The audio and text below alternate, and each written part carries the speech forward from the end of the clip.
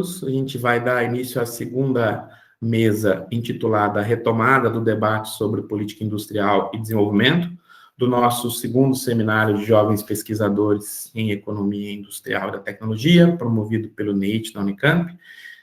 Queria agradecer aqui a presença do professor Mariano Laplane, professor Roberto Borg, e dos apresentadores Gabriela, Laura e Felipe. Esse é um espaço importante que a gente está tentando criar institucionalmente para debatermos o andamento dos trabalhos dos pesquisadores, desde o nível de iniciação científica até doutorado, e a gente fomentar a interação ao nosso grupo, né? Agradeço mais uma vez a presença, e essa mesa vai ser coordenada pelo professor Mariano, que depois, juntamente com o Roberto Borg, realizarão os comentários, os debates dos trabalhos. Obrigado. Mariano? Mas estava dizendo que eu não conseguiria exagerar aqui a satisfação que me dá participar num desses eventos que o NEIT organiza. É muito bom ver essa modalidade de debate, discussão, criação coletiva de conhecimento, né? Isso aí não tem preço, como falava a propaganda de um cartão de crédito anos atrás. Mas, então, também poder dividir aqui a coordenação e os comentários com o Roberto, que tem sido um parceiro aí em várias iniciativas nos últimos tempos. Então, eu acho que podemos proceder para não roubar mais tempo das apresentações. Então, Roberto, quer acrescentar alguma coisa ou vamos em frente? Tá, então, podemos seguir a ordem que estava no programa? Começamos com a Gabriela. E eu acho, respondendo à pergunta do Guedes, que talvez seja melhor fazer as 3 apresentações e depois os comentários, para não tirar tempo de quem ficar por último, tá bom? Então, vamos lá, Gabriela, a palavra é sua. Tá ótimo, boa tarde para todo mundo. Vou só marcar o tempo aqui, que eu sou falante, então, por favor, me ajudem a controlar isso, que é sempre um desafio. Peraí, deixa eu só compartilhar. Peraí, começou do final. Opa.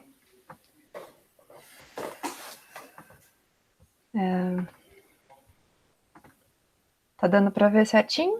Sim. Então, tá ótimo. Bom, pessoal, novamente boa tarde. É um prazer muito grande poder estar aqui com vocês hoje, nesse espaço, como disse o professor Mariano, tão rico, né, de debate, ainda mais nesses tempos de pandemia, em que a gente está distanciado fisicamente. Então, eu agradeço muito a oportunidade ao NEIT, ao professor Diegues e a todos os responsáveis por essa coordenação. E também dizer que eu sou doutoranda em desenvolvimento econômico com ênfase em economia social do trabalho, mas tenho um pezinho no NEIT, né, já há alguns anos, porque eu sou orientada pela professora Ana Lúcia.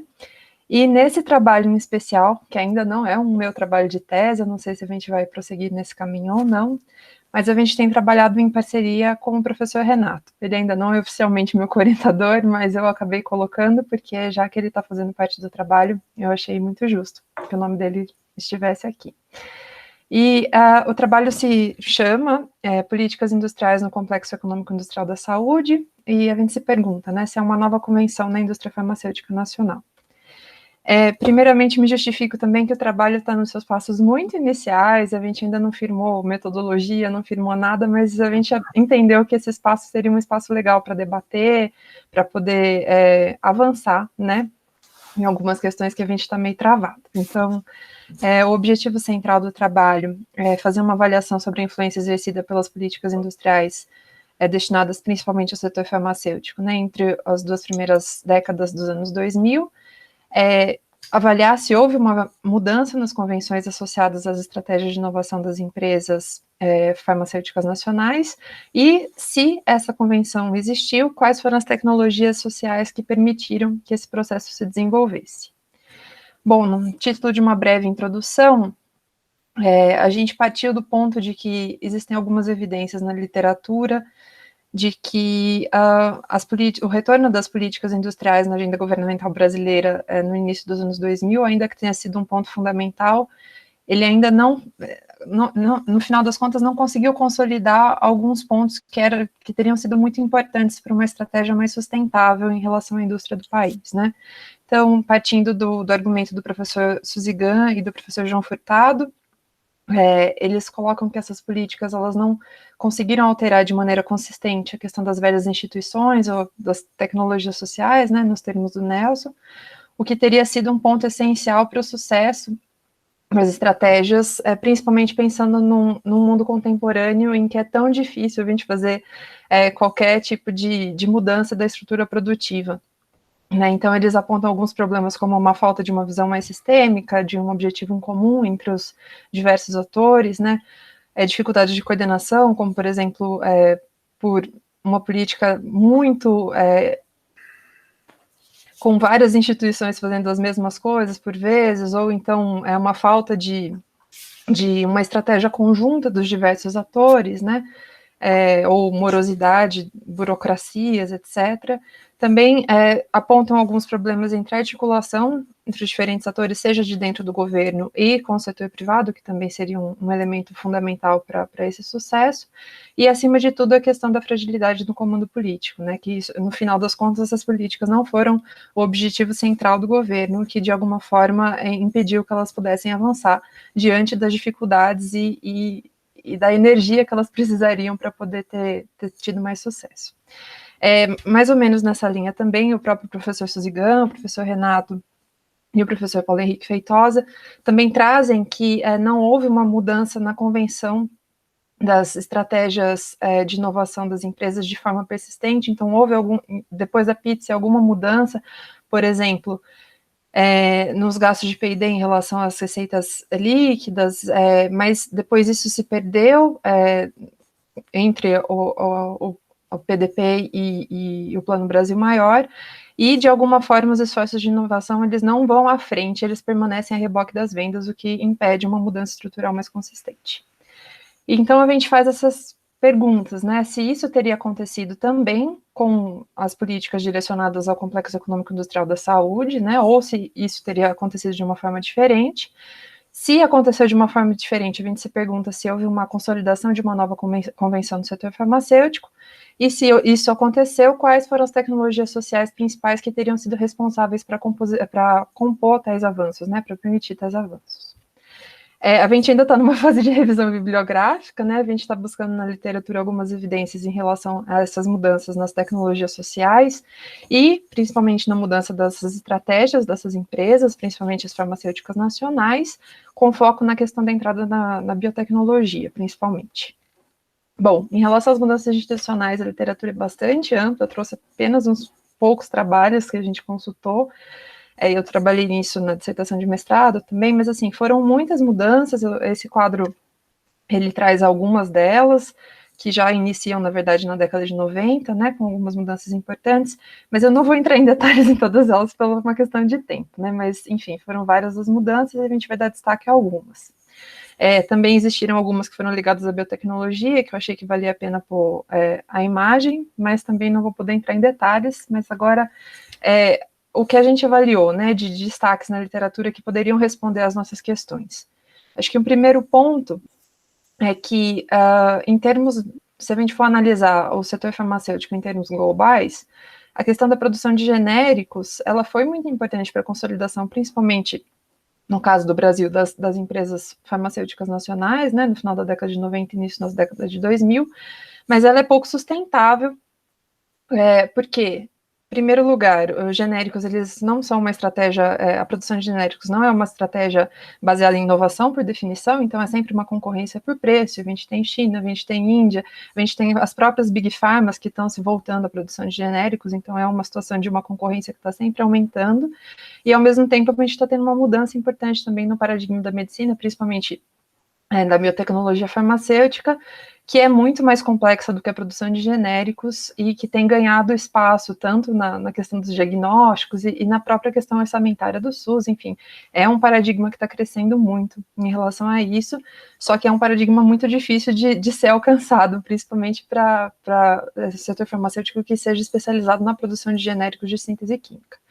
A gente também avalia que são importantes algumas mudanças no ambiente regulatório nacional, que foram várias também, mas destacando 2 pontos principais, né, que é a questão de algumas mudanças importantes na lei de compras públicas, principalmente a questão de margem de preferência para produtos que tenham inovação, ou mesmo a dispensa de licitação para produtos que são parte de transferências tecnológicas, e também um esforço importante da Anvisa para a regulamentação da produção desses produtos biológicos e medicamentos biotecnológicos no Brasil, principalmente em relação aos testes de equivalência, que são bastante mais complicados de serem feitos do que o teste de equivalência dos produtos genéricos, né? Então, na verdade, o mundo inteiro está debatendo sobre como deixar isso de uma forma mais segura possível, e a Anvisa, em 2010, fez um esforço de marco regulatório nesse sentido. Os próprios mecanismos de financiamento público também, eles passaram a cada vez mais levar em conta a questão do incentivo à biotecnologia no setor farmacêutico. Claro que no início talvez eles nem pudessem, né, porque não tinha nenhuma estrutura produtiva bem consolidada para genéricos, mas aos poucos isso foi entrando cada vez mais na pauta também. E talvez a mudança que a gente tenha dado mais destaque, né, e percebido que tenha provocado uma diferença maior em relação aos outros setores, é que na saúde aconteceu uma situação de fortalecimento de uma perspectiva sistêmica e dinâmica, né, da saúde, não só como oferta final de serviços, mas de todos os encadeamentos produtivos ligados a ela também, que foi a questão do conceito do complexo econômico industrial da saúde, que ao longo dos anos 2000 veio ganhando espaço também em termos políticos, né, que foi introduzido lá pelo professor Carlos Gadelha no início dos anos 2000.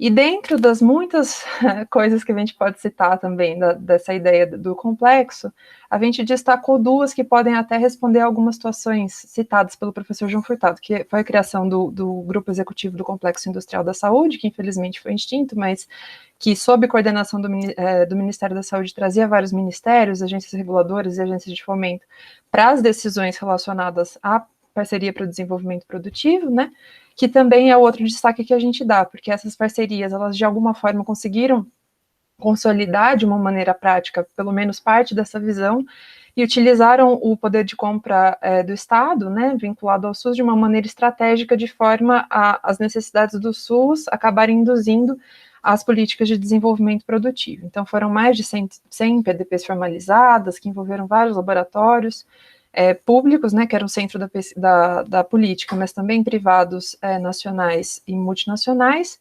e ao longo do tempo também foram cada vez mais PDPs em termos tanto quantitativos, né, em números, quanto em relação à proporção também, voltados a biotecnológicos. E é um instrumento ainda vigente, mas que infelizmente está sendo muito fragilizado.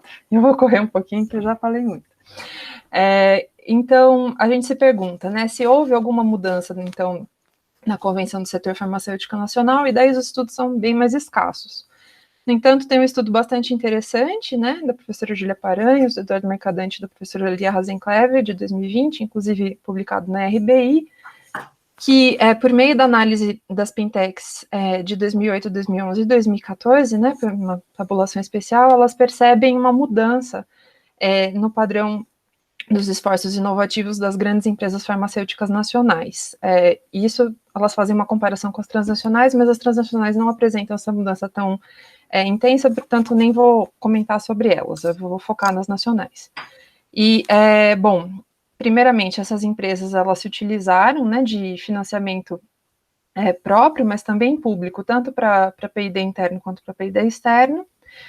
E o ponto talvez que seja mais interessante do trabalho deles é que eles identificaram uma mudança nessas estratégias e que passaram a ser cada vez mais vinculadas a uma perspectiva de acumulação tecnológica. Então, as atividades mais ligadas ao Learning by Searching e ao Learning by Interacting, que são atividades que elas consideram, por exemplo, a questão das atividades internas de P&D, aquisição externa de P&D, mesmo gastos em treinamento, e pessoal ocupado em P&D. Então, todas essas variáveis, elas foram positivas em termos de porcentagem da receita líquida de vendas, né, o que mostra, de alguma forma, essa mudança de convenção, e também em termos absolutos. Em compensação, houve uma queda tanto em termos percentuais quanto em termos absolutos, na nos investimentos de aquisição de máquinas e equipamentos, que são investimentos usualmente já ligados à introdução de tecnologia já prontas. E outro destaque que dá para dar também é que essas empresas passaram a usar mais biotecnologia em diversas etapas produtivas, ainda que esse número não seja tão expressivo, mas houve uma mudança positiva nesse sentido também.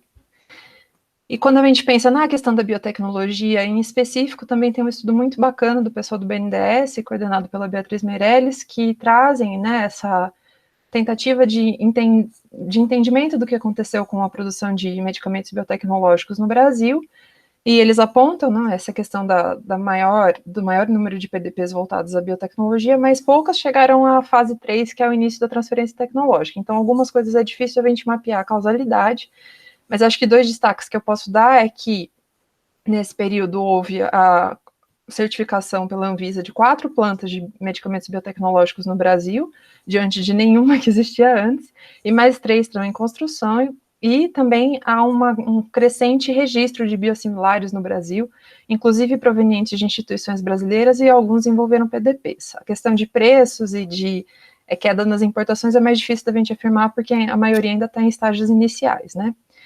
E tem alguns estudos complementares também bastante interessantes que avaliam a questão da capacitação tecnológica dos laboratórios, tanto públicos quanto privados, no Brasil, em relação, enfim, a vários aspectos, mas como elas não são estudos no tempo, são estudos baseados em entrevistas, a gente achou que é mais difícil avaliar essa questão da mudança de convenção a partir desses estudos, né? Mas, de qualquer forma, eles dão indícios importantes também de uma maior capacitação tecnológica.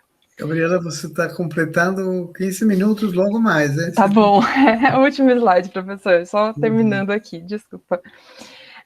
E, bom, a gente tem uma proposta de construção de indicadores já, que seria em relação às patentes por parte das grandes empresas farmacêuticas nacionais, né, avaliar isso no tempo, se elas estão patenteando mais ou não, quais são as classes tecnológicas predominantes, e se existe alguma vinculação de maior ou menor patenteamento de empresas que estiveram ou não vinculadas às PDPs. Isso porque o setor farmacêutico, as patentes é um indicador muito importante, né, para esse setor, que patenteia bastante, e também a gente entende que, como existe uma concentração muito grande geográfica em termos de patentes, a gente perceber se existe um esforço maior ou não por parte dessas empresas nacionais, nesse sentido, poderia ser um indicador importante sobre o futuro, né, sobre os próximos passos que essas empresas pretendem dar. Entanto, a gente tem encontrado alguns desafios, né, para a questão da busca de patentes. Acho que a gente vai precisar de uma tabulação especial das fintechs para poder mapear as grandes empresas farmacêuticas por nome, né, que é essencial para a gente conseguir fazer essa análise. E também a questão de que nem todas as empresas utilizam o INPI como o primeiro escritório de registro. Muitas vezes elas acabam registrando em escritórios externos, por parcerias com outras empresas e tudo mais, o que dificultaria também nossa busca, então a gente está vendo como que a gente pode contornar isso.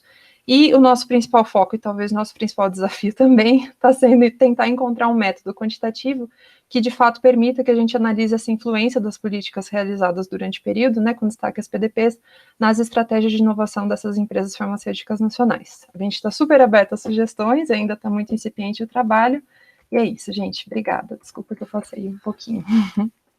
Obrigado, Gabriela. Eu acho que o próximo, então, seria o Felipe. Isso. Boa tarde, pessoal. Tudo bem? Tudo bom. Joia. Deixa eu tentar colocar aqui a apresentação. Eu clico em tela inteira ou uma janela? Não sei, Tela fique à inteira vontade. aqui. Vamos tentando. Tá. Apareceu para vocês? Ainda não. Então, peraí.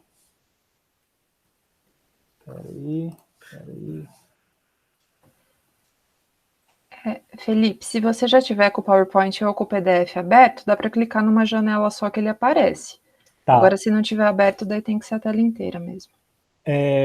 Eu estou tentando reabrir aqui, que meu computador deu uma travadinha. Espera aí. Um momentinho, por favor. Sim.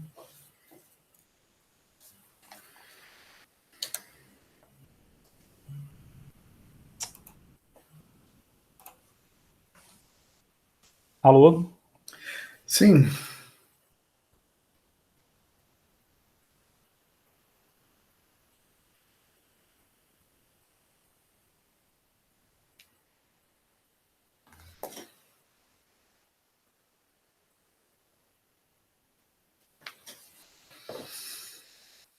Felipe, acho que caiu, né? Acho que sim. Laura, o que você acha da gente dar um tempo para o Felipe? Vamos ouvindo tua apresentação. Quando o Felipe puder, ele entra com a dele. Possível isso? Pode ser, pode ser. Vou Então vamos em apresentar a tela frente. aqui.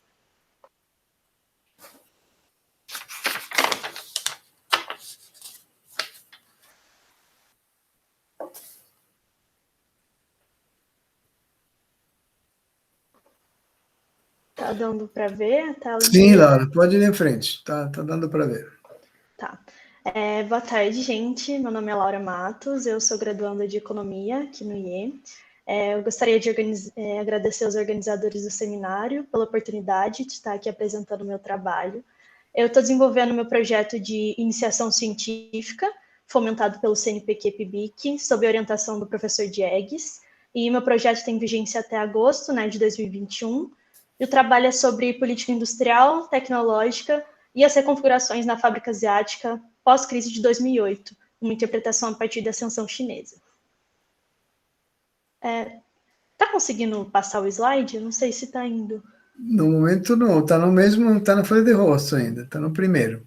Ixi, Agora mudou, um perfeito. Mudou? Mudou, está nos objetivos. Então. Tá. Vamos lá, então. O projeto de pesquisa em questão, ele vai ter como objetivo principal analisar, né, as mudanças nas estratégias de desenvolvimento chinesa e os impactos na fábrica asiática no período pós-crise de 2008. O estudo vai explorar como as redes de comércio intrarregional asiáticas se modificaram, né, após a crise e após a consolidação da ascensão chinesa, direcionando o olhar para a discussão das políticas e estratégias de desenvolvimento industrial e tecnológica da China. Assim, vai se tornar essencial a análise tanto a partir da perspectiva setorial, quanto a partir do valor adicionado das exportações dos bens intermediários industriais chineses no total da demanda desses bens na cadeia produtiva de alguns países da Ásia. E aí, no estudo, os países selecionados foram a Coreia do Sul, Indonésia, Japão e Taiwan, sendo que o recorte temporal é de 2007 a 2014.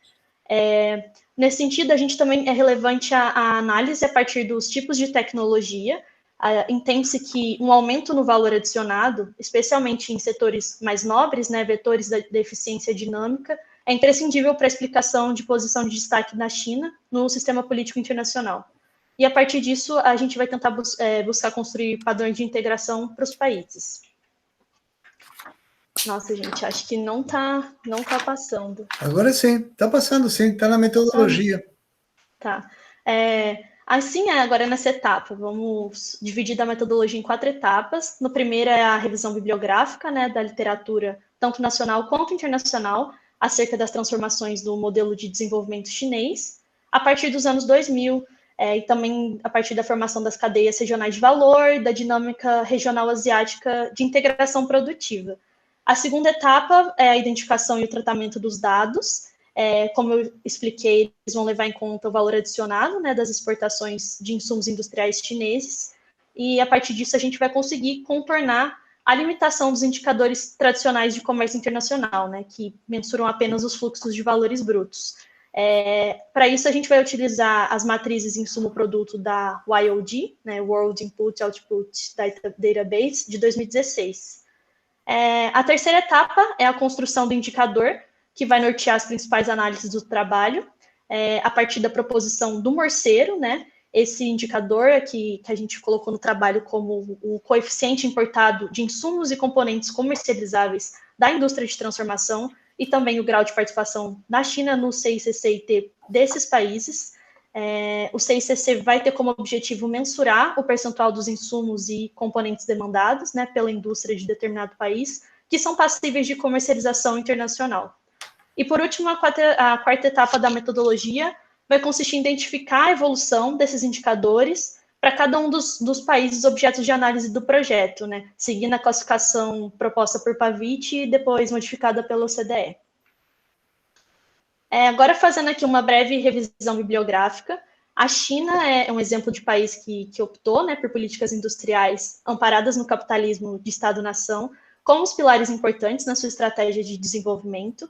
Com a morte de Mao em 76 e a posterior ascensão do Xiaoping em 78, a nação chinesa vai passar por um processo de reorientação no seu modelo de desenvolvimento, cujo objetivo desde sempre, né, esteve centrado na construção de uma posição de destaque no sistema político internacional. E com a era do Xi Jinping, vai iniciar um processo de modernizações no campo da agricultura, da indústria, da defesa, da ciência, da tecnologia, e assim ocorre um processo gradual de abertura econômica, né, de modo que cada vez mais é permitido o crescimento para fora do plano.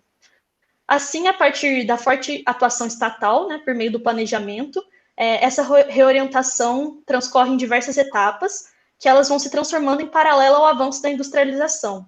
E a partir disso a gente pode citar alguns mecanismos implementados, sempre com atuação estatal, em prol do desenvolvimento chinês. Alguns deles como a manutenção do câmbio estável, desvalorizado, o aumento do investimento público, incentivos fiscais e creditícios, atração de IDE, formação dos campeões nacionais e, por fim, mas não menos importante, a elaboração das zonas econômicas especiais.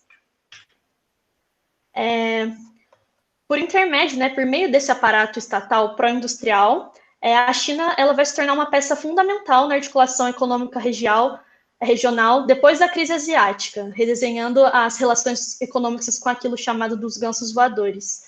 E por meio da importação tanto de produtos manufaturados para o consumo interno e também por meio das plataformas de exportação, o país acaba dinamizando as outras economias asiáticas. E aí, graças à manutenção de um extraordinário crescimento econômico, um câmbio estável e desvalorizado, ela vai se constituir naquilo que o Medeiros chama de duplo polo, ou seja, ao mesmo tempo que ela se afirma como um exportador para os Estados Unidos e para o Japão, ela se torna um importador líquido para a Ásia, né? Assim, a gente pode destacar o esforço estratégico do Estado chinês de promover o desenvolvimento econômico e a modernização industrial, sempre visando afirmar sua soberania, né, sobre o território e sobre a população. Assim, desde o final do século XX e no início do século XXI, o dinamismo chinês está ligado a essa presença dos investimentos, sendo que o Estado é o principal articulador, né, dos processos de industrialização e de urbanização. E aí esse padrão de desenvolvimento nacional virtuoso, ele se dá através da transformação estrutural fundamentada principalmente a partir da política industrial. E a gente tem, depois da crise de 2008, um reforço desse padrão.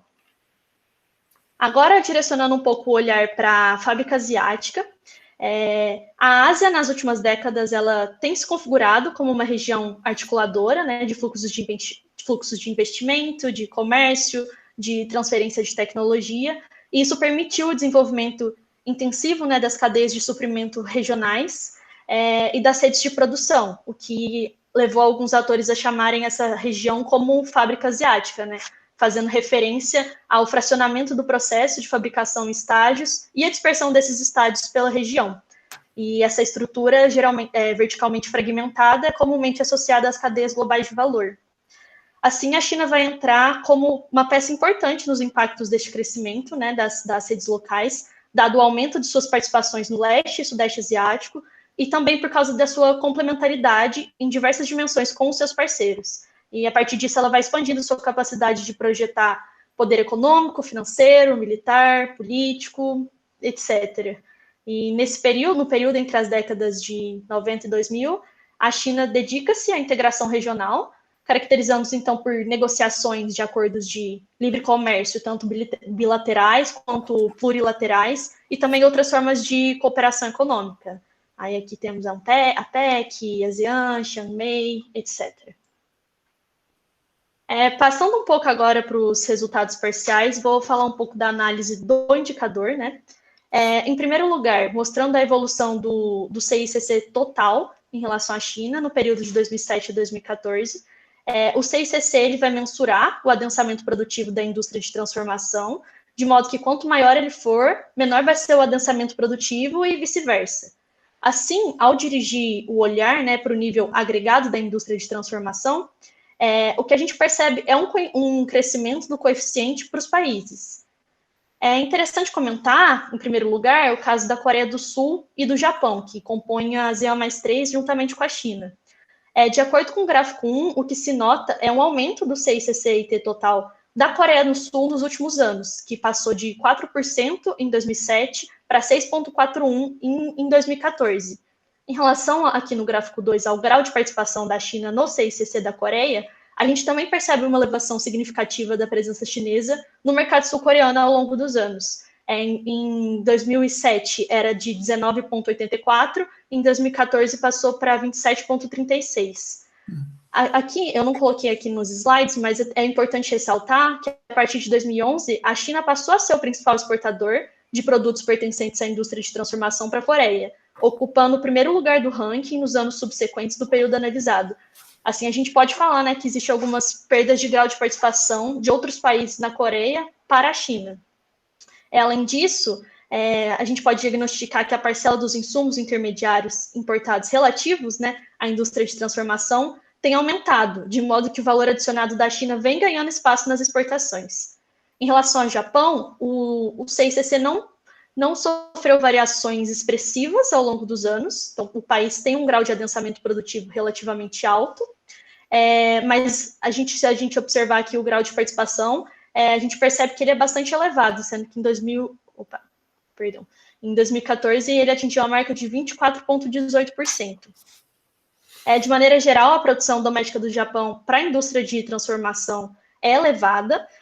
Assim como a Coreia do Sul, o Japão ele se caracteriza como um país que se inclui positivamente nas cadeias de valores globais e, portanto, apesar dos aumentos nos últimos anos, a gente tem que o segmento industrial, em análise, não apresenta um esgarçamento tão comprometido nesses países, uma vez que a maior parcela dos insumos, eles não provém de importações, mas sim da produção doméstica.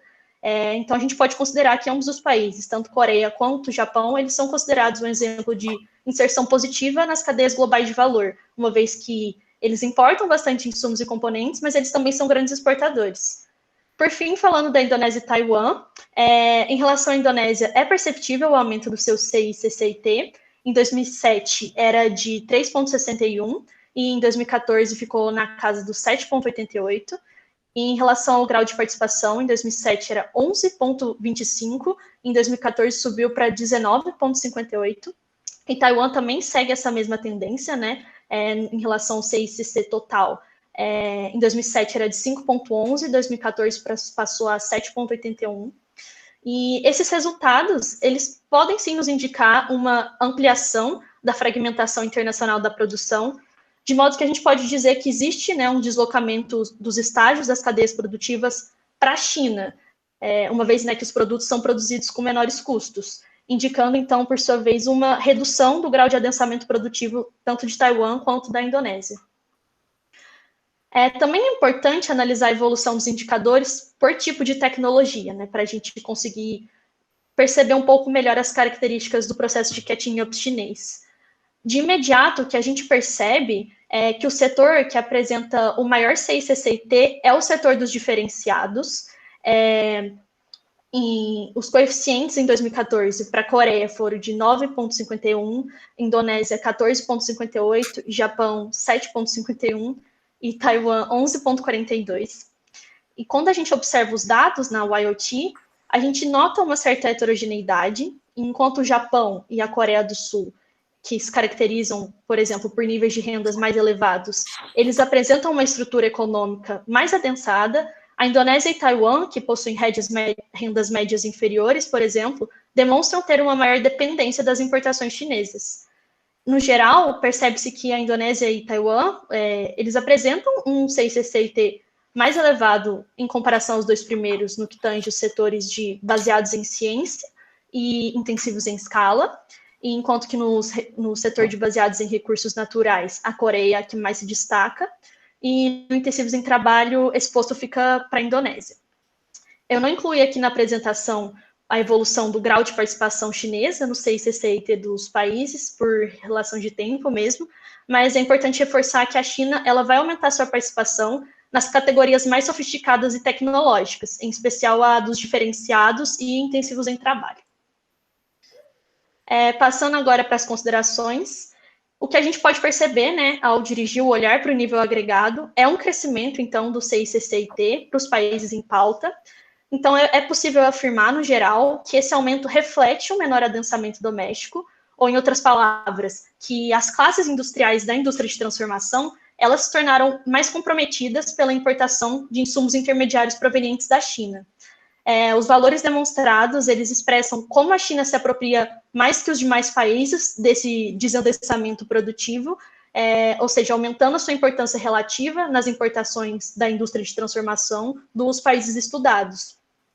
Quando a gente olha, analisando os países de origem do valor agregado doméstico desses produtos intermediários, a gente vai perceber, então, uma queda na importância do Japão como exportador para a Coreia do Sul, Taiwan e Indonésia. Os dados vão apontar que esses países aumentaram suas exportações em produtos intermediários para a China. Então, de fato, é perceptível a mudança no comércio interregional do Japão para a China. Laura, você vai ficar sem tempo em poucos segundos. Tá, é o último slide.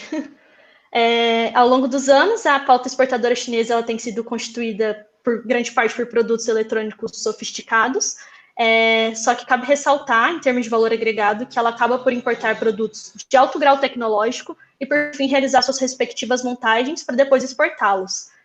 Assim, a fábrica asiática, ela pode ser caracterizada por uma região de cadeias globais de valor com a dominância dos bens duráveis, com devido destaque para as cadeias globais de valor de eletrônicos, e isso entra em conformidade com os dados apresentados, visto que os maiores CICCITs se encontram justamente nesse tipo de tecnologia. No final da década de 90, a China vai ascender como um gigante asiático e ganhar acesso às cadeias de fornecedores do Japão e integrar redes produtivas com a Coreia do Sul e Taiwan. A partir dos anos 90, ela busca cooperação econômica e comercial com os países da ASEAN, visando a construção de um grande acordo de livre comércio, E então a seção chinesa pode ser considerada um dos fatores mais importantes na integração e no envolvimento da cadeia regional asiática, uma vez que a China passa a funcionar tanto como um polo de oferta e de atração de IDE, como um atrator de demanda, tendo em vista seu tamanho populacional e o aumento da disponibilidade de renda nos últimos anos.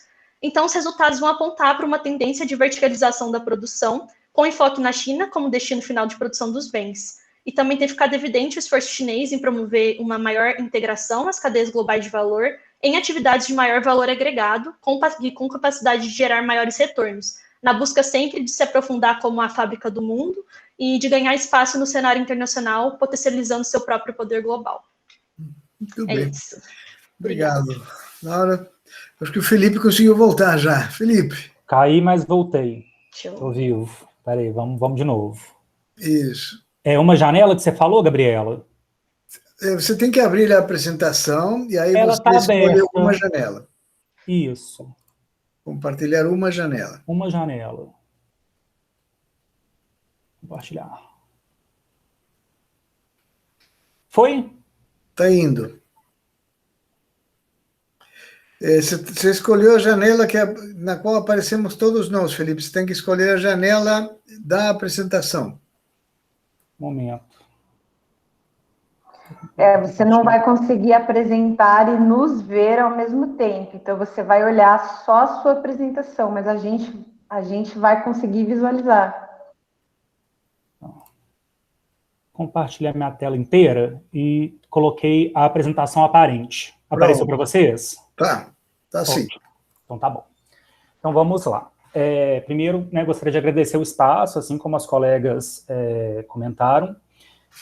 Bom, eu vou apresentar aqui o meu trabalho de dissertação do mestrado. Eu estou fazendo curso de mestrado em teoria econômica e o Jags está me orientando nessa trajetória. Bom, o título escolhido para a dissertação é Política Industrial Chinesa, Histórico, Formação de um Novo Padrão Tecnológico e seu Impacto Geopolítico. Bom, primeiramente vou apresentar a estrutura pensada para a dissertação e depois apresentar o que eu escrevi até o momento. Bom, a dissertação está no estágio inicial, então o objetivo é justamente apresentar a estrutura desenhada e a pesquisa desenvolvida.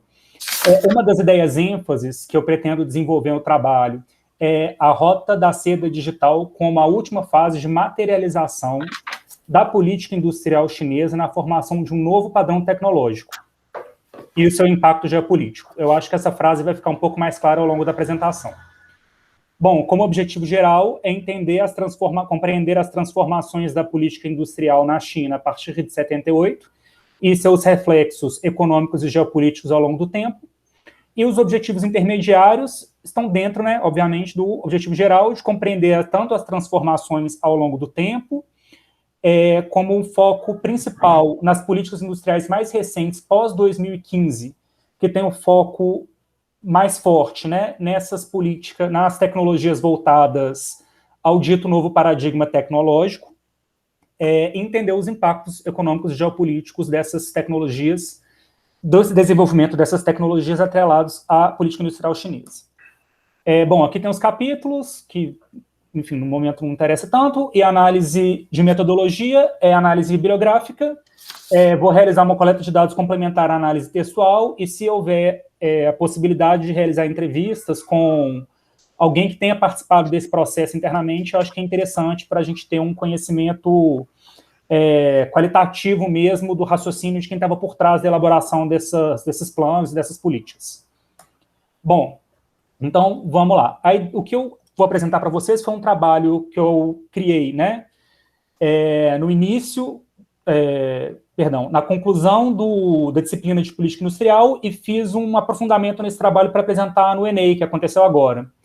Então, bom, seguindo diretamente já, eu vou apresentar esse trabalho.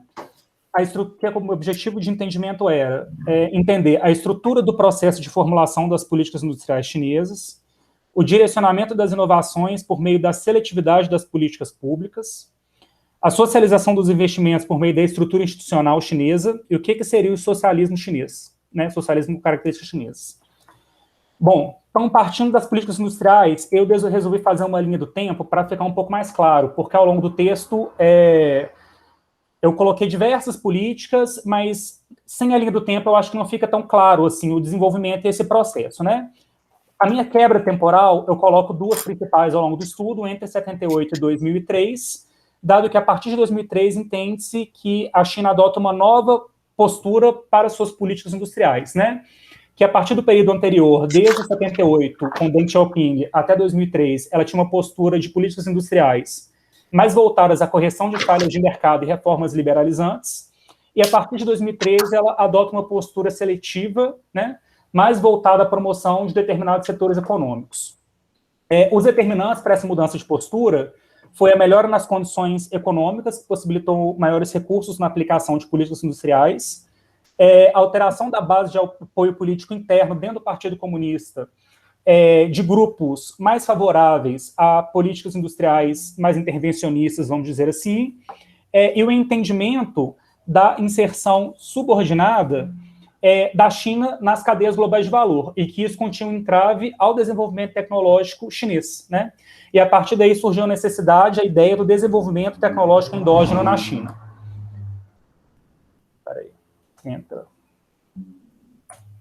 Bom, então, dentro desse processo, a partir do governo que entrou em 2003, dentro dessa concepção de desenvolvimento tecnológico endógeno, o governo ele criou o primeiro grande projeto de políticas industriais, vamos dizer assim, dessa nova etapa, que foram os megaprojetos, né? Esses megaprojetos, eles foram majoritariamente financiados pelo governo e tinham como objetivo a superação de gargalos estruturais, tecnológicos e da economia chinesa mesmo, de oferta para a economia chinesa. E dentro desses megaprojetos estava a estratégia também de desenvolver competências tecnológicas imediatamente comercializáveis. Então, o objetivo era duplo, era resolver gargalos internos, estruturais da economia chinesa, ao mesmo tempo que ela avançava no desenvolvimento tecnológico endógeno, certo? Ok. E aqui é o que se esperava com essa política, né? Redução da importação de tecnologia e aumento da participação dos setores com maior valor agregado no PIB. Em 2008, a gente teve a crise financeira global e que, ao contrário do que se esperava, ela gerou uma aceleração desses projetos de política industrial. Então, nesse período, a partir da crise financeira internacional, o governo chinês, assim como outros países ao redor do mundo, ele implantou uma série de pacotes de estímulos, né, fiscais e monetários, e dentro desse pacote de estímulo estava a aceleração dos megaprojetos, e também pacote para indústrias tradicionais. Acontece que, ao longo do tempo, o montante de recursos destinado para as políticas industriais, ele começou a se espraiar para outros setores, e o governo passou a entender a necessidade de juntar essas iniciativas todas dentro de uma lógica conjunta. Então, concomitantemente com a realização da primeira sequência de planos industriais, que foram os megaprojetos, o governo desenvolveu também o Programa de Indústrias Estratégicas Emergentes, que estava baseado na ideia da resposta das principais economias industrializadas, né, de prover incentivos fiscais e monetários para indústrias mais modernas tecnologicamente, e a China viu que ela não deveria ficar para trás nesse processo, né? Bom, dentro desse plano, então, ela pegou as diversas políticas dispersas que estavam ocorrendo anteriormente e juntou dentro dessa ideia de indústrias emergentes. E a ideia era o quê? Era de que o mundo estava passando por um processo de mudanças tecnológicas, em que determinadas tecnologias estavam em estágio inicial de desenvolvimento, e a China tinha a possibilidade de entrar num processo competitivo dessas tecnologias, dado o não estabelecimento de um padrão tecnológico em algumas delas, né? Então, essa é a lógica desse programa que a gente chama aqui de PIEE. E é importante a gente perceber que esses programas, eles são concomitantes e simultâneos. Perdão, pessoal, tem mais quanto tempo? Eu estou com medo de ultrapassar. Você está tá indo bem ainda, você está completando 10 minutos. Então, vou dar uma aceleradinha aqui. Não, na verdade, você está com 8 minutos. Tudo bem. Bom, então, a partir de 2010, então, a gente teve essa dupla sequência desses dois programas atuando em paralelo, vamos dizer assim, né? E qual que era a ideia desse programa? Era a crença, então, nessa possibilidade de um salto de desenvolvimento, não apenas o catch-up, mas era de entrar num momento competitivo em que não existia um paradigma tecnológico consolidado, nesse momento, né, nem paradigmas, nem trajetórias, e com focos em novas tecnologias. Dentre as novas tecnologias selecionadas estava a inteligência artificial, telecomunicações e redes inteligentes. Dentro desse processo, nesse setor, o governo chinês ele entendeu que as empresas estatais elas não tinham as expertises necessárias para se desenvolver nesse setor. Então, foram realizadas parcerias entre o governo e as empresas privadas locais, né, as chamadas BAT, que são as grandes empresas Baidu, Alibaba e a Tencent, né? E, simultaneamente a esse projeto, foram realizados outros programas vinculados à inteligência artificial. Dentre eles, a ideia de reurbanização das cidades chinesas e dos planos de cidades inteligentes. O que são esses planos, né? É a junção de tecnologias de sensores e de informação das cidades para conseguir juntar esses dados, né, que são uma série de grandes dados, chama-se de Big Data, utilizar a inteligência artificial para entender esses dados e prover respostas simultâneas ou automáticas, vamos dizer assim, ao que está ocorrendo na cidade. Então, dessa forma, você consegue organizar as grandes cidades de uma forma muito mais rápida e efetiva, vamos dizer assim, né, em diversas questões, que sejam relativas à polícia, à saúde, ao trânsito, entre outras questões, tá? Entretanto, essa política ela não tinha uma lógica que conectasse esses setores com alto potencial disruptivo. Ela era uma aposta em vários setores emergentes. Dentre esses setores estavam os setores de inteligência artificial, telecomunicações 5G e redes inteligentes. Tá? A partir de 2013, a China ela cria a iniciativa da Belt and Road Initiative, né, que é a iniciativa das Rotas da Seda. E a iniciativa das Rotas da Seda ela se configura como um programa, né, de investimentos em infraestrutura internacional em diversas frentes, tanto na infraestrutura física, rodovias, estradas, portos, entre outros, né, a marítima também, entre os portos, enfim, e digital, financiado pelo Estado chinês, né, para intensificar suas relações comerciais, tanto com o Sudeste Asiático, quanto com outros continentes, né, parte de outros continentes, como o leste da Europa e o leste da África, né. E o que é muito interessante dentro das novas rotas da seda, né, pelo que eu tenho percebido, é que a China tem utilizado esse programa em duas frentes. Né, a partir do desenvolvimento das políticas de cidades inteligentes dentro da China, eles conseguiram desenvolver uma competência chamada infraestrutura inteligente. O que é isso?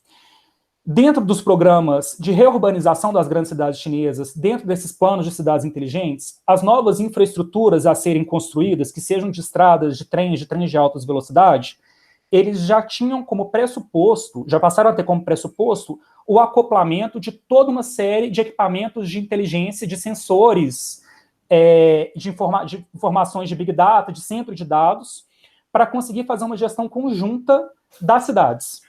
Então, essa nova infraestrutura, ela já servia como uma forma de empuxo, não só para a infraestrutura tradicional, de rodovias, prédios, trens, etc., mas também de empuxo para a indústria de alta tecnologia.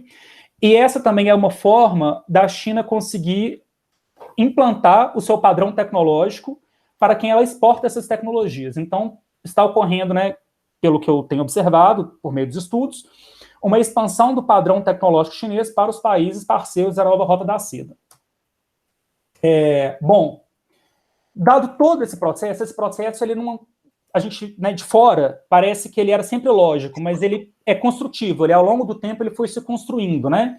E dentro dessa construção sucessiva, nos anos agora recentes de 2015 e 2016, o governo chinês, ele decidiu, né, percebeu a importância de agregar todas essas iniciativas que estavam ocorrendo de forma simultânea dentro de um raciocínio geral, né, que eles chamam de estratégia de desenvolvimento direcionadas pelas inovações. Então, todos os programas de política industrial, a partir de agora, eles estão dentro dessa lógica. E essa lógica, ela parte da percepção de que o mundo estaria passando por uma revolução tecnológica específica, tá? Com o potencial de alterar a competitividade e a força relativa das nações, baseado naquelas tecnologias que eu falei anteriormente, de telecomunicações 5G, Big Data e inteligência artificial, e que, a partir dessas tecnologias, a China pode conseguir se reposicionar no cenário internacional e econômico, tá? E o objetivo a longo prazo da China é o quê, né? É se tornar uma nação inovadora em 2020, uma líder em inovações em 2030, uma superpotência tecnológica em 2050. Então, toda a estratégia da política industrial chinesa daqui para frente, ela está direcionada pelo que a gente chama aqui de EDDI, né? Aqui, a EDDI, a estratégia de desenvolvimento direcionada pelas inovações. Então, ela é como se fosse uma política guarda-chuva dentro do que foi criado e desenvolvido ao longo do tempo, tá? Bom, o que seria essa nova revolução tecnológica, né? A ideia dela é que essas três tecnologias citadas, elas têm que funcionar de forma conjunta e acoplada, né? Vamos dizer assim, elas sozinhas, elas não conseguem dar as respostas necessárias aos desafios tecnológicos nesse momento, né? E dentro dessa nova revolução tecnológica, a gente pode dividi-la em dois grandes setores que dão sustentação a essa nova revolução, né? Que são os semicondutores e a inteligência artificial. A inteligência artificial, ela é um setor com menores barreiras à entrada e menos restrições, vamos dizer assim, né? As principais restrições, elas têm a ver com o caráter técnico de algumas aplicações. Com relação aos semicondutores, eles têm maiores barreiras à entrada e impactam de forma muito importante em cada um dos três vetores aqui da nova revolução tecnológica, certo? Bom, e dentro dos semicondutores, né, você tem duas expertises, vamos dizer assim, a expertise de design dos semicondutores, que é o desenho para a produção, e a expertise de produção propriamente dita, né, a máquina e produzir os semicondutores. A China, ela consegue fazer o design avançado desses semicondutores que vão integrar as mais diversos produtos e equipamentos que dão suporte a tudo isso que eu coloquei aqui, né, essa estrutura da nova revolução tecnológica, mas não só isso, ao espraiamento desse novo padrão tecnológico chinês e da exportação de tecnologia chinesa dentro desse novo paradigma. Felipe, teu tempo também vai acabar em alguns segundos. Tudo bem, vou concluir. Então, a China ela tem essa competência de design, mas não tem a competência de produção. Essa competência de produção ela está localizada especialmente em Taiwan, na Coreia do Sul e nos Estados Unidos. E de forma mais importante, né, são as empresas que produzem, as máquinas que produzem os chips, né? Essa é o principal elo de desenvolvimento dessa nova revolução. E que está estabelecida na Holanda, né, na empresa ASLM. Então, dentro dessa percepção toda, né, eu vou já tirar a apresentação e fazer uma conclusão mesmo de boca aqui, né?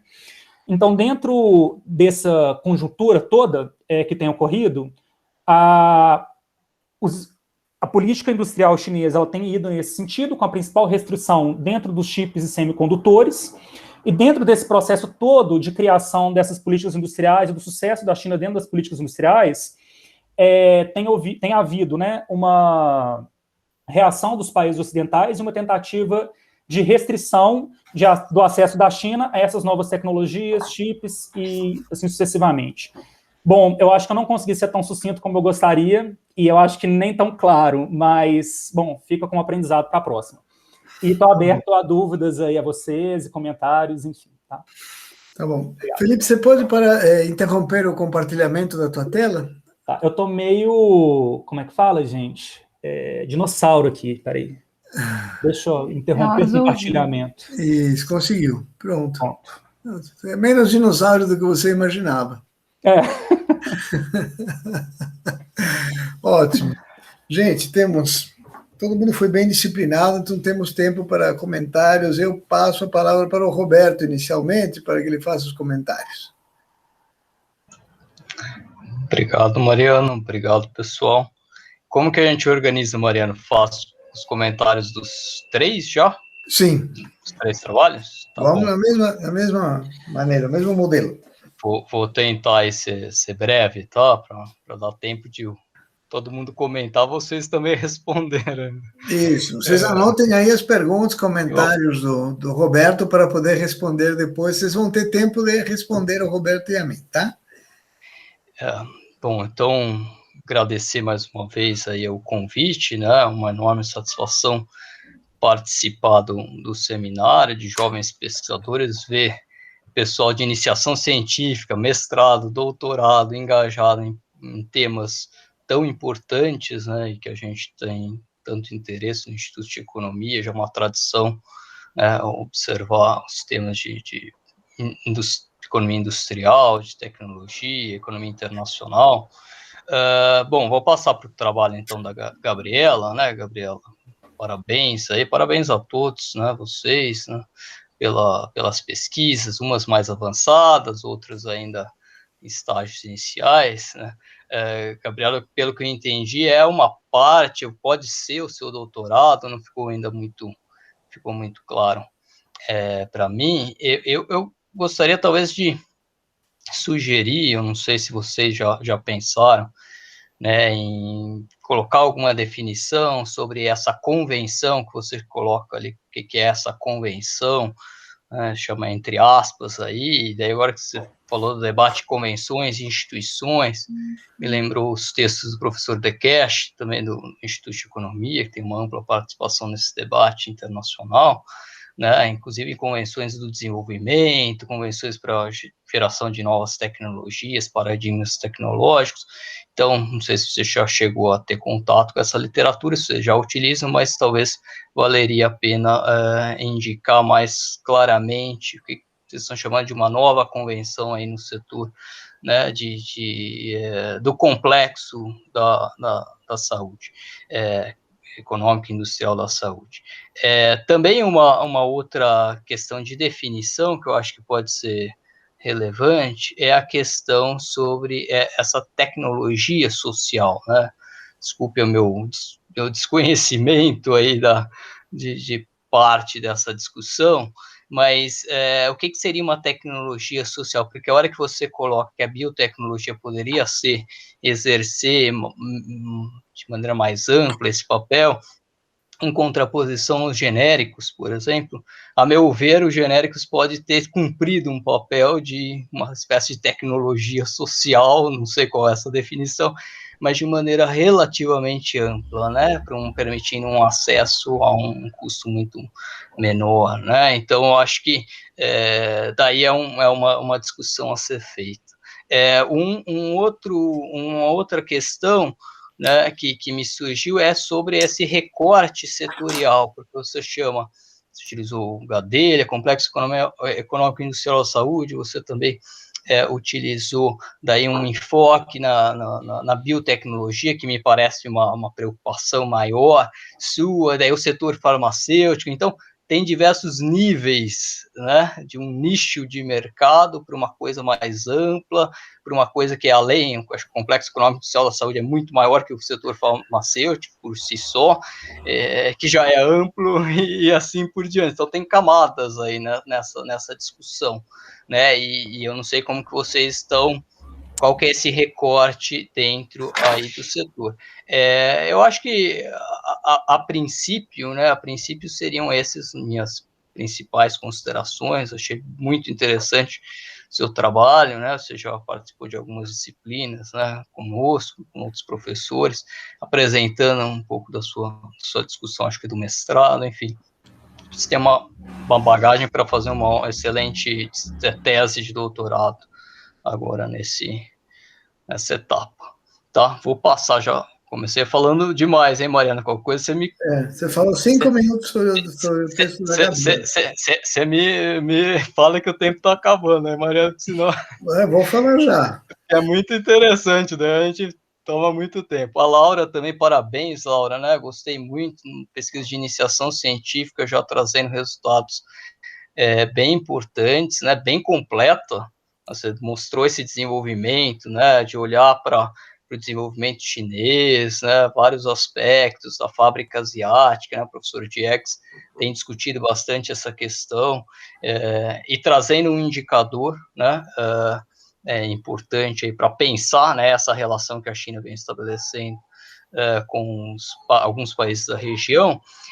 Talvez o meu conselho aqui é para você talvez tomar só um certo cuidado a hora que você for analisar apenas esse indicador e tirar algumas conclusões, sobretudo algumas conclusões sobre o desadensamento dos outros países. Tudo bem, tem uma maior participação dos insumos importados industriais provenientes da China, não sei se é no valor total só das exportações daqueles países ou também da demanda doméstica, mas você não está olhando para a estrutura produtiva daqueles países. Então, falar de um desadensamento, eu tomaria um certo cuidado. Pode sugerir alguma coisa nesse sentido, mas tem uma certa cautela aí, porque você está olhando para um indicador apenas.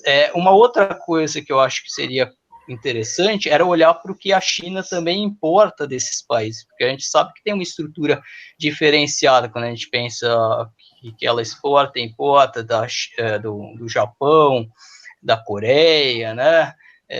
Pode ter se modificado nos últimos anos, é verdade, mas ainda assim uma certa concentração de bens de capital, bens mais intensivos em tecnologia. Então, olhar também o que ela importa desses países poderia ser interessante, diferentemente, talvez, do que é uma pauta com a Indonésia, né?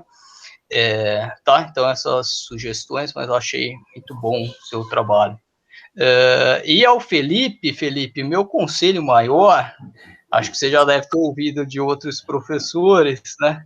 É que você está assim, ficou claro, você entende bastante de vários aspectos da economia chinesa, da política industrial, mas para uma dissertação, tenta focar um pouco mais, tá? Você trouxe vários aspectos muito interessantes, mas tenta recortar mais esse objeto. Na hora que você fala política industrial chinesa, padrão tecnológico, daí, e seu impacto geopolítico. Você sabe que esse seu impacto geopolítico soou um pouco a mais ali, né? Soou para você pensar, talvez, no doutorado, né? Não sei, ou você pode focar só no impacto geopolítico, mas na sua apresentação você indicou alguns caminhos, né? Eu acho que meu conselho maior tenta focar um pouco, porque é uma dissertação, a gente sabe que o prazo é curto, super interessante pensar uma rota da seda digital. Eu acho que você viu, né, o livro do Barry Norton, eu ia indicar, mas acho que você citou ali, Política Industrial Chinesa, um livro recente dele, fazendo esse mapeamento de várias décadas. Fazer esse recorte temporal, você vai voltar em 1978, você vai falar igual na linha do tempo a partir dos anos 2000, ou vai falar do novo paradigma a partir de 2015, não que não necessite voltar um pouco, mas dependendo do seu grau de abstração, de recorte temporal, pode ficar um pouco extenso demais. E, por fim, né, eu achei super interessante só a questão das cidades inteligentes, da infraestrutura inteligente na China, inclusive pensando como que eles, entre aspas, exportam os projetos do Belt and Road, só isso já seria uma super dissertação, eventualmente até uma tese, olhar para esse objeto super inovador, acho que seria muito bacana, guarda essa ideia aí. Então, ou foca nessa ideia, não sei, né? Mas eu acho que você já tem elementos aí suficientes para tentar aprofundar em um desses aspectos. Até porque, se você está tratando as políticas industriais, toma um certo cuidado, porque você está falando da orientação das políticas industriais, você está falando de um nível de abstração mais alto, né, o direcionamento dos planos chineses, ou você vai descer lá na implementação, porque conforme você vai descendo para a implementação da política industrial, daí é um emaranhado de coisas, ainda mais na China. O Brasil já imagina na China. Então, é muito mais complexo. Você vai detalhar programas de incentivos, que tipo de políticas de demanda, de alguns de compras públicas, enfim, é um emaranhado de coisas, ou é só o direcionamento da política, tá? Então toma cuidado com essas coisinhas aí. Obrigado, falei demais. Obrigado, Roberto. Não, você falou 10 minutos para os três, acho que fez muito, muito bem, bem eficiente. Eu não vou perder mais tempo aqui, vou aos meus comentários muito, muito rápidos também, ver se eu consigo falar um pouquinho menos. Bem gerais, comentários sobre os três trabalhos que eu também gostei, como o Roberto, acho que uma coisa, um pano de fundo aí, que a política industrial às vezes aparece um pouco supervalorizada, não é? Ela é usada como uma espécie de sinônimo de uma estratégia de desenvolvimento, e na melhor das hipóteses é uma peça numa estratégia de desenvolvimento. Ela sozinha, né, particularmente num país já industrializado, ela tem pouco impacto, né, se ela principalmente for na contramão do resto que o governo está fazendo.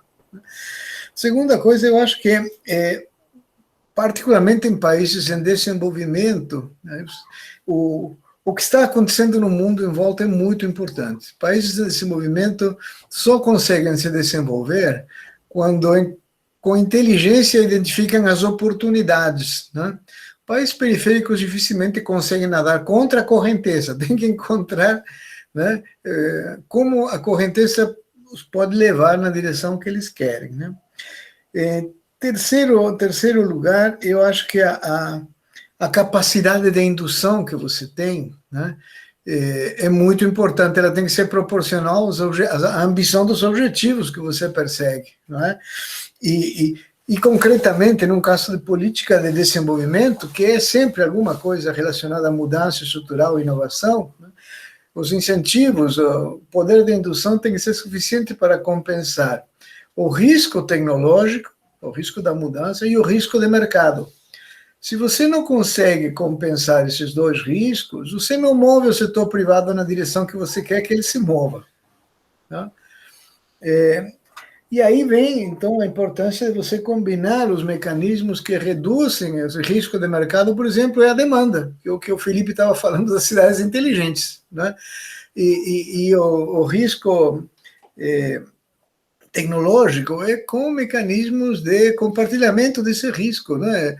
Subvenção econômica e outras formas, crédito subsidiado, né? Então, mas essas são considerações bem genéricas, não é? Bem genéricas. Eu acho que a última comentário genérico, na hora de avaliar se alguma política deu certo ou não deu certo, em que medida deu certo, se tem que fazer um esforço por controlar outros fatores, tá? Então, indo para os comentários mais específicos, e começando pelo da Laura, que eu realmente gostei muito, Laura, e gostei também da tua apresentação, né? Você, muita confiança, né? Foi desenvolvendo, parabéns, né? Eu acho que o fator importante que pode afetar o processo de densificação ou de qualificação da pauta exportadora, importadora, interregional, são as taxas de câmbio.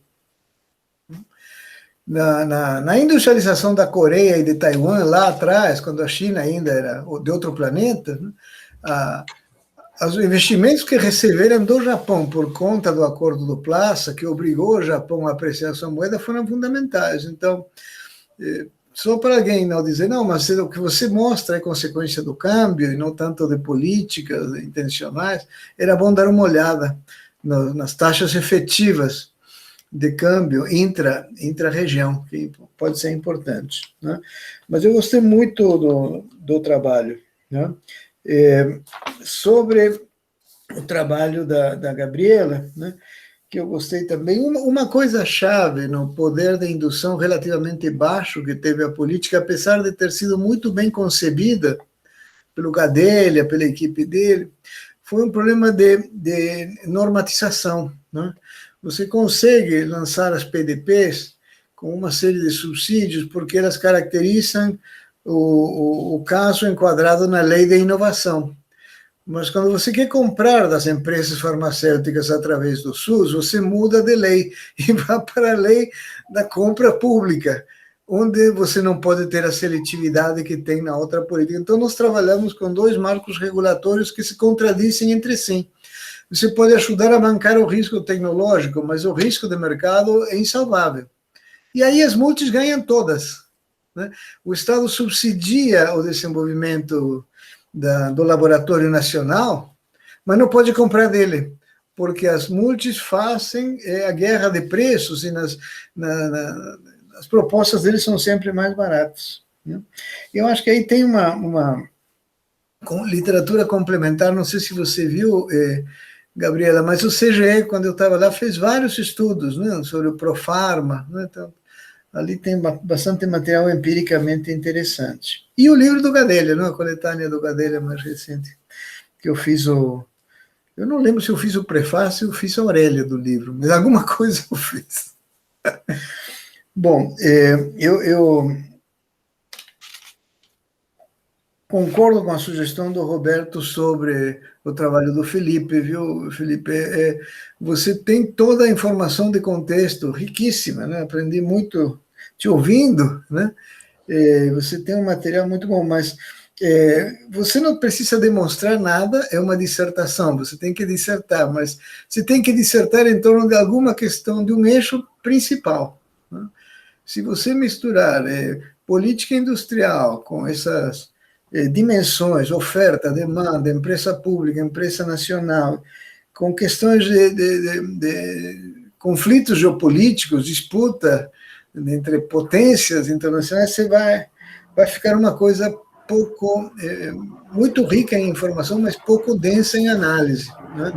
O trabalho é basicamente documental, você não está trabalhando com dados de comércio, como a Laura está fazendo, nem está trabalhando com dados de desempenho da Pintec, das empresas, né, como está fazendo a Gabriela. Você está fazendo uma meta-análise, a partir de análises feitas por outros, né? Então, a maneira de agregar valor, a tua contribuição, né, ela depende muito de que você consiga isolar uma dimensão, né? E eu acho que essa dimensão de risco tecnológico, risco mercadológico, que eles resolveram muito bem, né? Criando a solução para a demanda. Nós, no Brasil, em geral, os países periféricos, a gente acaba criando soluções que saem à procura de problemas, né? Então, você conseguir amarrar, né, o casamento do problema com a solução desde o início, que é o que os chineses fizeram, né? Talvez esse seja o tema mais importante, né? Mais importante. Mas é isso, gente. Eu falei quanto? 29, eu falei... Nossa, falei 8 minutos. Tá bom. Tá bom. Agora é com vocês. Vamos na mesma ordem que apresentaram. Gabriela, primeiro? Oi, agradeço os comentários. Eu vou tentar ser breve também. Acho que, em primeiro lugar, só tentando justificar, ainda não é um projeto de tese, assim, professor está em dúvida. Na verdade, era um projeto isolado que o professor Renato tinha sugerido para fazer com a gente, mas daí os desafios começaram a se aparecer um pouquinho grandes para ser um projeto isolado em meio e eu também estou com dificuldade de achar um objeto de tese. Então, pode ser que ele venha se tornar, se a gente conseguir resolver os impasses que estão postos, pelo menos para definir uma linha de projeto, né? Mas, enfim, talvez seja, talvez esteja caminhando para isso. Em relação à literatura do professor Dekesh, eu não entrei em contato diretamente com ela, mas o próprio texto do professor Renato, do professor Zigan e do Paulo Henrique Feitosa, eles trazem essa noção de convenção em relação a isso. Eu realmente não tive... Eu achei que eu ia ficar muito longa a minha apresentação se eu entrasse em detalhes disso, então eu acabei meio que passando por cima, né? Mas são as convenções em relação a como convencionalmente aquele setor ou a indústria como um todo se comporta em relação às estratégias de inovação, nesse sentido que a gente está querendo buscar a ideia de inovação. Então, por exemplo, essa ideia de que um caminho possível para uma mudança mais estrutural naquele setor, ou enfim, na indústria como um todo, seria um aumento dos gastos em P&D, dos esforços em P&D de maneira geral, antes de existir um aumento, por exemplo, das vendas. Então, para que isso não fosse mais a reboque, que existisse de fato um protagonismo em relação a uma estratégia de crescimento baseada na inovação. Essa seria mais ou menos a convenção que a gente está tentando ver se existe. E daí entra na questão dos setores, a gente queria ver do complexo como um todo, mas como é muita coisa, eu acho que a evidência da literatura, por enquanto, do setor farmacêutico, então talvez a gente se restrinja mesmo ao setor farmacêutico por causa disso, né? Porque nos outros setores isso não ficou tão claro, ou pelo menos eu não consegui encontrar estudos que evidenciem isso.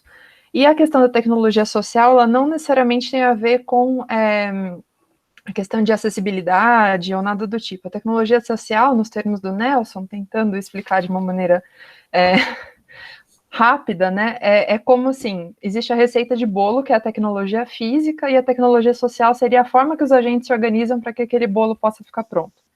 Então, é uma interação entre as tecnologias sociais, na verdade, para ele, vieram da ideia da pergunta de o que são instituições, afinal, e ele traz essa visão bastante ampla das instituições, que podem ser instituições de mercado, de não mercado, legislação, tudo que possa influenciar na forma que os agentes se comportam para fazer determinado tipo de organização de produção ou de esforços de inovação, né? Então, é mais nesse sentido, ainda que, de fato, genéricos tenham sido um elemento extremamente importante para a saúde pública, sem dúvida nenhuma, e os esforços de biotecnologia também estão sendo. Mas é a forma como interagem essas duas dimensões, né? Como os agentes se organizam em torno da organização da produção e da organização da busca por inovações. Não sei se eu fui clara, mas tentei ser rápida. E em relação à questão mais específica a mim, né, do professor Mariano, realmente a questão da norma, né, e da lei das compras públicas, ela realmente é um impasse, ainda que tenham se aberto alguns espaços para isso funcionar, né, mas muitas vezes isso acaba sendo esquecido e que, de fato, fragiliza muito a política, para além da questão das outras fragilizações, como, por exemplo, extinção do GSIS, a falta de lista de produtos estratégicos mais atual e tudo mais, mas o que de fato acontece mesmo é que muitas vezes o governo perde o foco das PDPs e acaba voltando à velha ideia de que o mais barato é sempre o melhor, sem trazer um pensamento estratégico para isso, né? E com certeza esse é um problema grande de coordenação que as PDPs têm enfrentado, e acho que consultei várias coisas da CGE, mas talvez precise consultar mais ainda, não deu tempo de ver todos os estudos, né? A gente tem começado isso faz pouco tempo, e também estou a par do trabalho mais recente do professor Gadelha, e eu agradeço muito as sugestões, as dúvidas, e acho que a gente pode caminhar para fechar melhor esse objeto de pesquisa. Ok, Gabriela, obrigado. Laura? Oi, gente, obrigada pelos comentários, anotei tudo aqui direitinho. Realmente, às vezes, por uma confusão mesmo de palavras, a gente não consegue falar, né, de um desanessamento produtivo, sem olhar realmente a pauta importadora. O problema é mais por uma questão de escopo mesmo, por se tratar de um projeto de iniciação científica. Não tem como falar tudo aquilo que eu queria falar em 20, 25 páginas, mas eu vou anotar as considerações, tentar procurar um pouco mais, colocar as considerações do meu projeto e, quem sabe, desenvolver uma mono a partir disso, porque realmente é um projeto que tem uma área de muito grande, né, para pesquisar. Eu não vou me prolongar demais, eu estou vendo que o nosso tempo aqui já está acabando, e é isso, eu só gostaria mesmo de agradecer pela oportunidade, pelos comentários, professor Mariano, professor Borg, obrigada, é isso. Obrigado, Laura. Felipe. Bom, pessoal, eu queria agradecer muito vocês pelo espaço e pelas contribuições, que eu com certeza vou levar com muito carinho e atenção. E eu, primeiramente, gostaria de justificar a lógica por trás do meu raciocínio, né?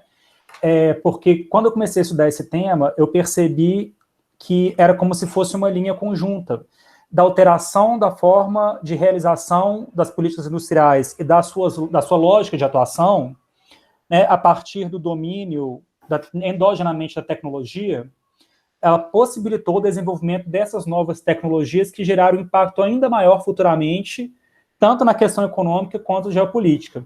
Mas realmente é muito amplo, essa é uma história muito grande, realmente pode ficar excessivo, e eu vou realmente focar, achar um ponto-chave, né, como disse o Laplane, e comentou o professor Roberto, para conseguir recortar melhor meu objeto e dar uma contribuição mais adequada, eu acho, mais assertiva, né, vamos dizer assim. Então é isso, pessoal, muito obrigado. Obrigado a você, Felipe. Então, acho que o Diegues, da nossa parte, Roberto e eu já cumprimos nosso papel aqui. Devolvo a palavra para o senhor, nosso coordenador. Imagina, que isso. Bom, só agradeço, né, pessoal? Mariano, Roberto, pessoal,